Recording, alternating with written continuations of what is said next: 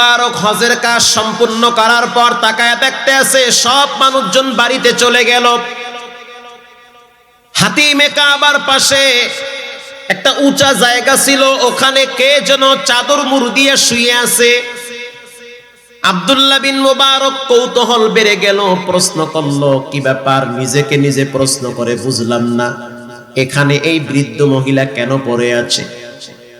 মহিলা না পুরুষ তখনও তিনি আঁচ করতে পারেন নাই। কাছে গেলেন, কাছে যাওয়ার পরে সিদ্ধান্ত নিলেন আগে সালাম দিয়ে দেখি এটা মহিলা না পুরুষ। আব্দুল্লাহ বিন মোবারক সালাম দিলেন, আসসালামু আলাইকুম ওয়া রাহমাতুল্লাহ।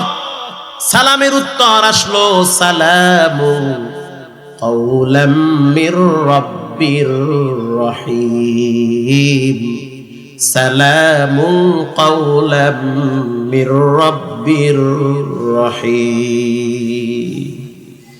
আব্দুল্লাহ বিন মোবারক কণ্ঠের আওয়াজ শুনে বুঝতে পারছে এটা মহিলা। এটা কি? কথায় মনোযোগ আছে? মাশাআল্লাহ।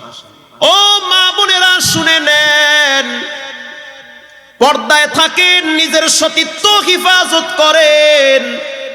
আপনারা তো আবু জেহেলের বংশধর না, আপনারা হলেন মুহাম্মদুর রাসূলুল্লাহর বংশধর।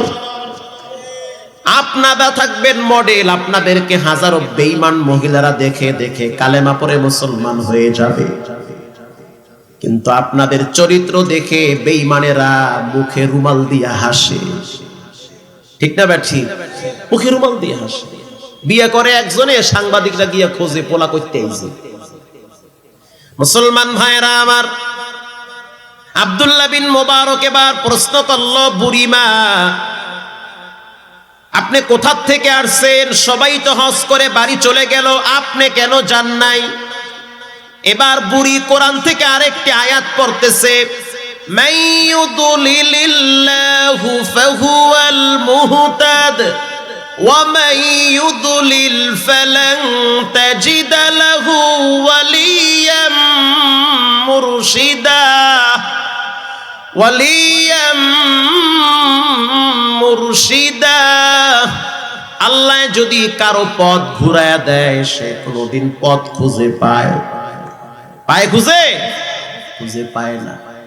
এই আয়াত পড়ে আব্দুল্লাহ বিন মোবারককে বুঝাইতে চায় যে আমি আমার সাথী সঙ্গীদের সাথে হজ করতে আসছি, আমার সাথী সঙ্গীরা আমারে ফালায় রাইখা চইলে গেছে, তারা আমাকে হারায় ফেলাইছে, আমি তাদেরকে খুঁজে পাই না, রাস্তা চিনি না, আমি কেমনে আমার বাড়িতে যাব। কোরআন থেকে শুনাই দিতেছে, কোরআন থেকে তেলাওয়াত করে শুনাই। আব্দুল্লাহ বিন মোবারক জ্ঞানী মানুষ, আশ্চর্য হয়ে গেল। প্রশ্ন করি আমার ভাষায়, উত্তর দেয় কোরআনের ভাষায়। আল্লাহু আকবার নাই? এবার প্রশ্ন করা হইল, বুড়িমা রাগ করবেন না, কিছু খাইছেননি? কতদিন এখানে পড়ে আছেন? কতদিন পর্যন্ত এখানে পড়ে আছেন সাথী সঙ্গীদেরকে হারিয়ে? এবার বুড়িমা কোরআন থেকে আরেকটি আয়াত পড়ল, সালাসা লায়ালিন সাওয়িয়া। আল্লাহু আকবার। 3 রাত হয়ে গেছে। সালাসা লায়ালিন সাওয়িয়া, কয় রাত? 3 রাত। তার মানে আমি 3 রাত পর্যন্ত এখানে পড়ে আছি। আব্দুল্লাহ বিন মোবারক বলল, বুড়িমা রাগ করিয়েন না, আপনি বুঝি কিছু খান নাই? আমার কাছে কিছু শুকনা খাবার আছে, রুটি আছে, জমজমের পানি আছে, শুকনা খেজুর আছে, আপনি খান, মুসাফির মানুষ। এবার বুড়িমা বলতে আছে, সুম্মা আতিম্মুস সিয়ামা ইলাল লাইল।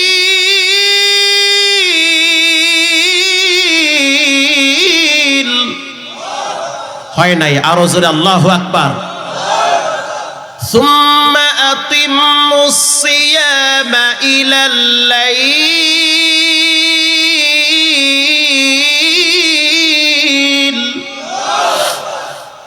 তোমাদের রোজাকে তোমরা রাত্র পর্যন্ত করো। আমি বুড়ি মানুষ, আমি তো রোজা রাখছি।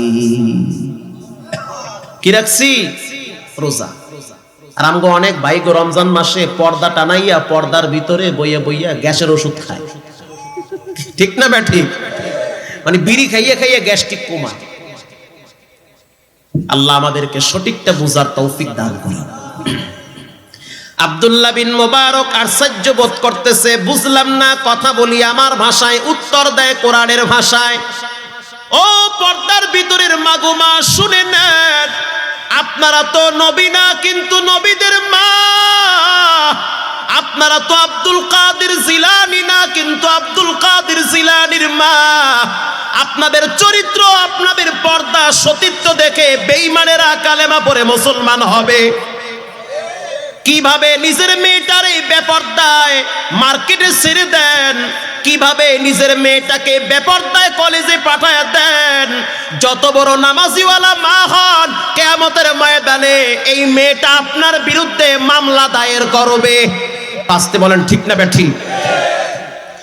মুসলমান ভাইরা আমার, আব্দুল্লাহ বিন মুবারক বলল, নফল রোজা তো ভাঙ্গা যায়, সফর অবস্থায় তো ফরজ রোজাও তো ভাঙ্গা যায়।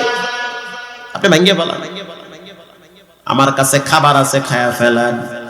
এবার বুড়িমা কি জবাব দেয় শুনে নেন, কষ্ট হয়।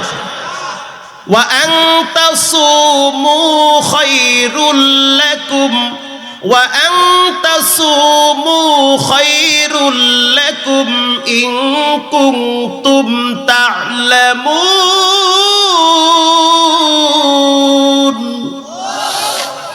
যদি তোমরা নফল রোজা রাখো তাহলে তোমাদের জন্য কল্যাণের দরওয়াজা খুলে দিবেন কে? আমি কে লেগে রোজা ভাঙবো না? আমি তো রোজা রাখছি নফল, আল্লাহ পাক আমাকে কল্যাণ দান করবে, অনেক নেকি কামাবো। আমি কে লেগে আমি রোজা ভাঙবো? এলাকার মা বোনেরা শুনে নেন, একজন বৃদ্ধ নারী, পুরা পর্দার বয়ানটা এই ঘটনার ভিতরে পাওয়া যাইবেন। মারহাবা বলেন।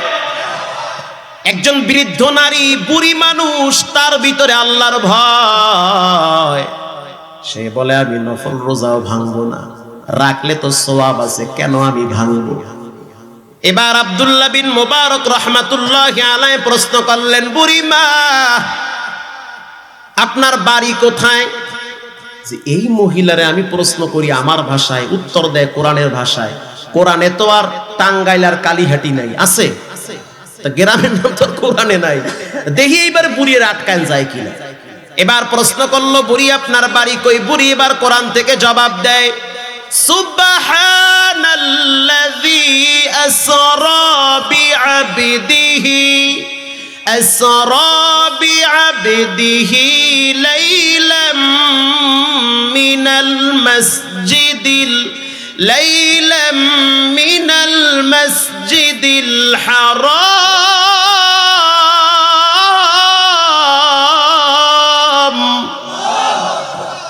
अल्लाह अल्लाह क्या मुबारक नाम है, अल्लाह अल्लाह आशिकों का काम है। আল্লাহর কেমন একজন প্রিয় বান্দি ছিলেন, তিনি বুঝাইতে চাইলেন আমার বাড়ি হলো বাইতুল মুকাদ্দাসে, আসছি বাইতুল্লাহ হজ করতে, রাস্তা হারায় ফেলাইছি। বাড়ি আমার কোথায়? বাইতুল মুকাদ্দাস, মুকাদ্দাসিত। এই আয়াত পয়রা বুঝায় দিল মুহাদ্দিস সাহেব, আমার বাড়ি বাইতুল মুকাদ্দাসে, আসছি আমি বাইতুল্লাহ, রাস্তা হারায় ফেলাইছি, কেউ আমার সাথী সঙ্গী নেই। আব্দুল্লাহ বিন মুবারক বলতে আছে, বুড়ি মা রাগ করবেন না, আমার একটা উট আছে, আপনি উঠেন, আমি আপনাকে বাইতুল মুকাদ্দাসে পৌঁছায়া দিব। বুড়িমা কোরআন থেকে আরেকটি আয়াত পড়ে সম্বোধন প্রকাশ করলো, তোমরা যদি ভালো কাজ করো তোমাদেরকে প্রতিদান দিবেন কে? ওয়া ইন তাফআলু মিন খায়রি ইয়ালামুহুল্লাহ ওয়া ইন তাফআলু মিন খায়রি ইয়ালামুহুল্লাহ। তোমরা যদি ভালো কাজ করো, কারো উপকারে আসো, তাহলে তোমাদেরকে প্রতিদান দিবেন একজন, তিনি হলেন কে? যুবক, পারলে ভালো কাজ করো, না পারলে ক্ষতি করা যাবে করবা না। তুমি করবে একজনের ক্ষতি, তোমার ক্ষতি আরো 10 জনে করার জন্য গোপনে রেডি হয়ে গেছে, কইরো না মানুষের ক্ষতি। এবার বুড়িমা সম্বোধন প্রকাশ করে উঠে উঠার জন্য প্রিপারেশন নিতেছে। কষ্ট হচ্ছে? উটে ওঠার জন্য প্রস্তুতি নিতেছে, উটে উঠবে। উটের সিঁড়ি আছে না নাই? দড়ি দিয়া পেঁচায় পেঁচায় সিঁড়ি বানাইছে, সিঁড়িতে পা দিয়া দিয়া উঠতে হয়।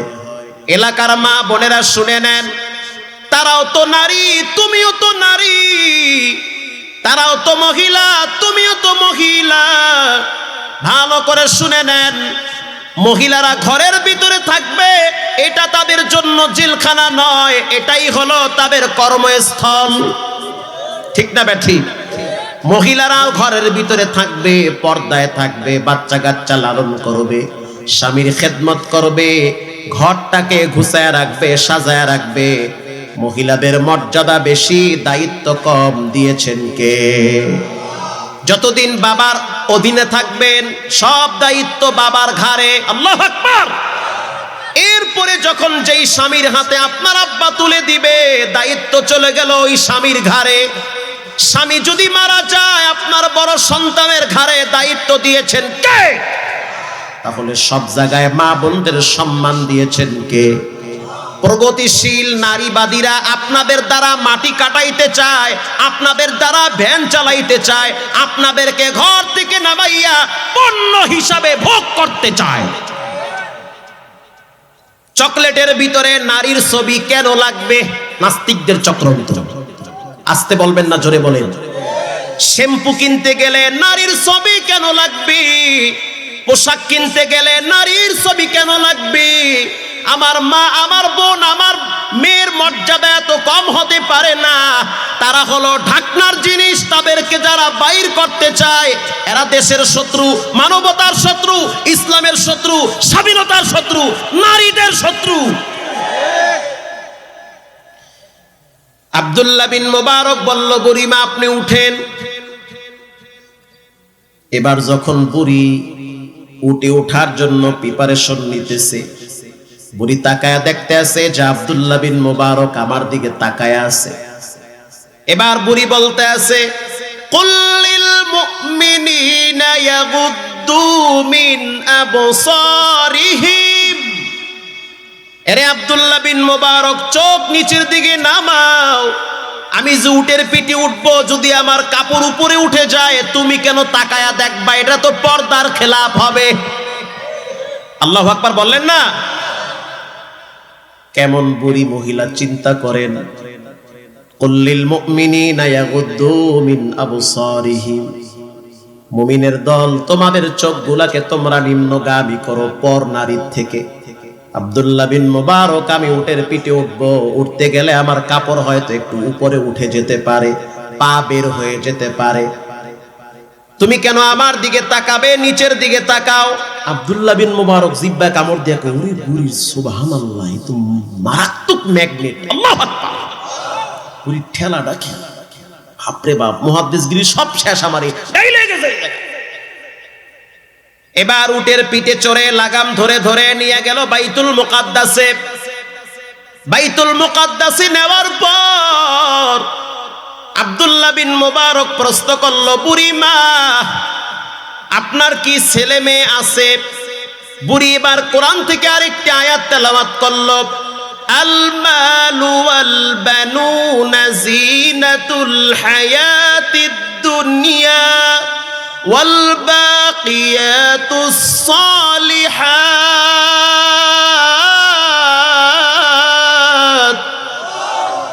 আল্লাহ আল্লাহ ইচি শিরি নিস্তে নাম শিরে শক্কর বিকুনত জানম তামাম। আল মালু ওয়াল বানুনা জিনাতুল হায়াতিদ দুনিয়া। সন্তান, সম্পদ, এগুলো সৌন্দর্য আল্লাহ আমাকেও দান করেছে। আরো আস্তে সুবহানাল্লাহ। আব্দুল্লাহ বিন মুবারক চিন্তা করলো, ওরে আল্লাহ, কয় কি বুড়ি, বুড়ি কয় কি? মা বোনেরা ভালো করে কোরআন তেলাওয়াত শুদ্ধ করেন। আগের জমানায় দেখতাম, আজ থেকে 20 বছর আগে শুনতাম, ফজরের নামাজের পরে ঘরের পাশ দিয়ে হাইটা গেলে মা বোনেরা গুনগুনাইয়া কোরআন তেলাওয়াত করত। আর এখন শুধু ঝগড়ার আওয়াজ আর কিরণমালার জি বাংলার আওয়াজ পাওয়া যায়। মায়ে কয় একটার লাগে লাইন, মাইয়া করে আর একটার লাগে লাইন, পোলায় ফিল্ডিং মারে আর একটার লাগে, পুরা ঘরটারে জাহান্নাম খানা বানায় ফেলাইছে। ঠিক না ঠিক?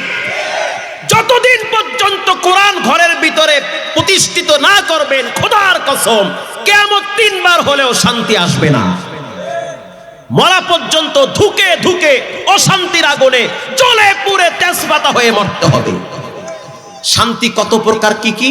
আপনাকে কোরআনের কাছে আসতে হবে। ভাইরা আমার, এবার আব্দুল্লাহ বিন মুবারক চিন্তা করলো যে পোলাপান যেহেতু আছে, বুড়ির আর একটা খোঁচা মারি। নাম কি আপনার পোলাপান? কোরআনে কি সব মানুষের নাম আছে? আছে?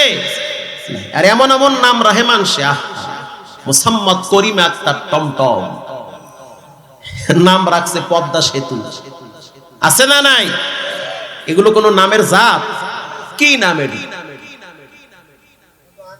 মুসলমান ভাইরা আমার, এবার প্রশ্ন করা হইল, বুড়িমা আপনার সন্তানগুলার নাম কি? এবার বুড়ি কোরআন থেকে জবাব দিতেছে, ইয়া ইয়াহইয়া খুযিল কিতাবা বিকুওয়া। আমার একটা সন্তানের নাম ইয়াহইয়া। আল্লাহু আকবার বললেন না? ওয়া কাল্লামাল্লাহু মূসা তাকলিমা। 2 নম্বর সন্তানের নাম হলো মূসা। ওয়াত্তাখাযাল্লাহু ইব্রাহিমা খলীলা। 3 নম্বরের সন্তানের নাম হলো ইব্রাহিম। মারহাবা বলে। কয়টা সন্তান? 3টা। একটার নাম ইয়াহইয়া, আর একটার নাম হলো ইব্রাহিম, আর একটার নাম হলো মূসা। ওই আপনার সন্তান। এবার বুড়িমা কোরআন থেকে আরেকটা আয়াত পড়ে ডাক দিয়েছে। সন্তানগুলা সবাই চলে আসছে। এবার বুড়িমা সন্তানদেরকে কোরআন থেকে একটি আয়াত পড়ে বুঝাইলো, সন্তান, মেহমানের জন্য খানা পিনার ব্যবস্থা করো, তাড়াতাড়ি বাজারে গিয়া খাবার নিয়ে আসো। সন্তানগুলা চলে গেল বাজারের দিকে, খাবার নিয়ে আসতেছে। আব্দুল্লাহ বিন মুবারক প্রশ্ন করলো, বুড়িমা একটা কথা জিজ্ঞেস করি, রাগ করবেন না? আমি আব্দুল্লাহ বিন মুবারকের চুলগুলাও তো পেকে যাচ্ছে, আমিও কবর পথের যাত্রী, আপনিও বৃদ্ধ হয়ে গেছেন, আপনিও তো বাবা কবর পথের যাত্রী। আমি আপনার কাছে যেই কথাটাই জিজ্ঞাসা করি, প্রতিটা কথা আপনি কোরআন থেকে বলেন, কারণটা কি? বুড়িমা এবার কোরআন থেকে আরেকটি আয়াত তেলাওয়াত কইরা সারা পৃথিবীর মানুষদেরকে মেসেজ দেয়, মা ইয়ালফিযু মিন কাউলিন ইল্লা মা ইয়ালফিযু মিন কাউলিন ইল্লা লাদাইহি রাকীবুন আতীদ। রাকীবুন আতীদ।